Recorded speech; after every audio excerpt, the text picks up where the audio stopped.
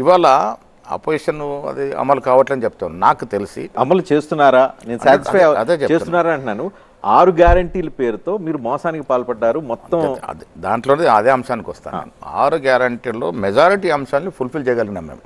Majority ఏ అంశాలు fulfil చేశారు? నేను కూడా కొంత మహిళలకి ఉచితంగా బస్సు, 200 యూనిట్ లోపు కరెంటు మాఫ్ అనేది ఇప్పుడు దాదాపు ఎనీ విలేజ్కి పోండి మీరు 80 to 85% of the households are getting that benefit.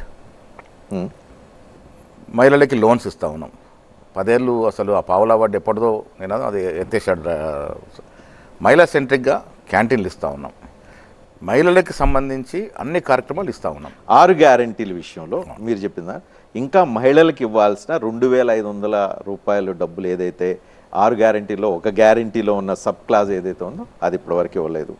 అదేవిధంగా విద్యార్థులకు యువతకు 5 లక్షల కార్డు ఇస్తామని చెప్పారు. ఇప్పటివరకు ఆ కార్డు రాలేదు.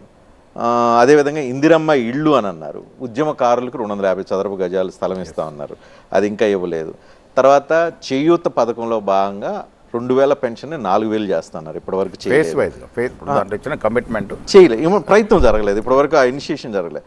ఇవి కాకుండా మేనిఫెస్టోలో ఇంకోటి కీలకమైన పెట్టారు, 15,000 రైతు భరోసా ఇస్తానని చెప్పని అన్నారు. అది 12,000 కుదించారు. 12,000 రైతు కూలీలకు 12,000 ఇస్తామన్నారు. అది ఇప్పటివరకు ఇంప్లిమెంట్ చేస్తున్నాం కదా. కానీ 6 గ్యారంటీల్లో మెజారిటీ గ్యారంటీలు ఎక్కడ ఇంప్లిమెంట్ కావట్లేదు. మెజారిటీ గ్యారంటీ 6 గ్యారంటీలు మెజారిటీ అంశాలు ఫుల్ఫిల్ చేయగలిగినాము. ఇప్పుడు మీరు చేయూత భావనలో విద్యార్థులకు ఇవ్వాల్సింది కొంతవరకు ఎక్సర్సైజ్ చేస్తూ ఉన్నాము. ఇప్పుడు దాంట్లో భాగంగానే రాజీవ్ వివకాశం స్కీమ్ లాంచ్ చేయడం జరిగింది. 1,00,000 నుంచి 5 లక్షల వరకు అర్హతను బట్టి వారికి ఇవ్వాలనేది.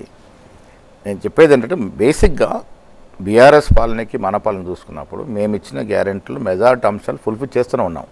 వీరి వాళ్ళ రైతు భరోసా చూడండి.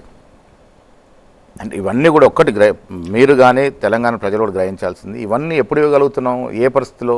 ఇలా 8 లక్షల కోట్ల అప్పు చేసి 6 గ్యారంటీలు ప్రకటించేటప్పుడు సోనియా గాంధీ వీడియో వేసి ప్రకటించేటప్పుడు చూసుకోవాలి.